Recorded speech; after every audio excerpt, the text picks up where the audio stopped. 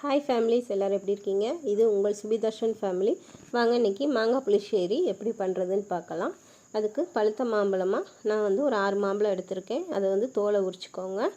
அதுக்கப்புறமா நம்ம எந்த பாத்திரத்தில் வைக்கிறோமோ அதில் மாங்காய், 2 பச்சை மிளகா கீரி சேர்த்துக்கோங்க. கொஞ்சம் கருவேப்பிலை, 1/4 ஸ்பூன் மஞ்சள் தூள், 1/2 ஸ்பூன் மிளகாத்தூள், கொஞ்சமாக உப்பு, அப்புறமா தண்ணி தேவையான அளவு, மாங்காய் வேகிற அளவுக்கு ஊற்றிக்கோங்க.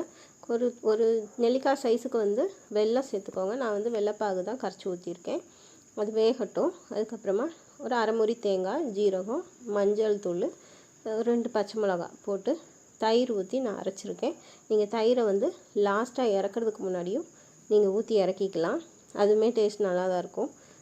மாங்காய் வெந்ததுக்கப்புறமா நம்ம அரைச்சி வச்ச தேங்காய் விழுத தண்ணி ஊற்றி நல்லா கொதிக்க விட்டுருங்க.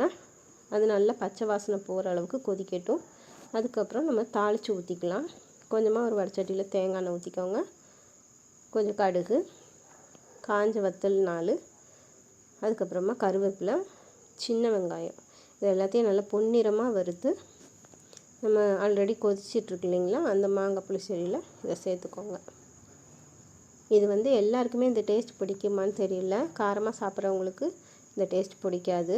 என்ன ரீசன்னா இதில் இனிப்பு ஜாஸ்தி இருக்கும். பழத்தில் செய்கிறனால கொஞ்சம் இனிப்பாக இருக்கும். ஆனால் நார்மலாக நம்ம மீன் குழம்புல மாங்காய் போட்டால் மாங்காய் சாப்பிடும் போது எப்படி இருக்குமோ அந்த டேஸ்ட்டு தான் இருக்கும். ஆனால் நல்லாயிருக்கும். மோர் குழம்பு அந்த டேஸ்ட்டும் வரும். ஏன்னா நம்ம தயிர் ஊற்றிருக்கோம் இல்லைங்களா, அதனால அந்த டேஸ்ட்டு வரும்.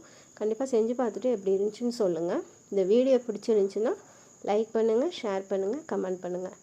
Thank you family.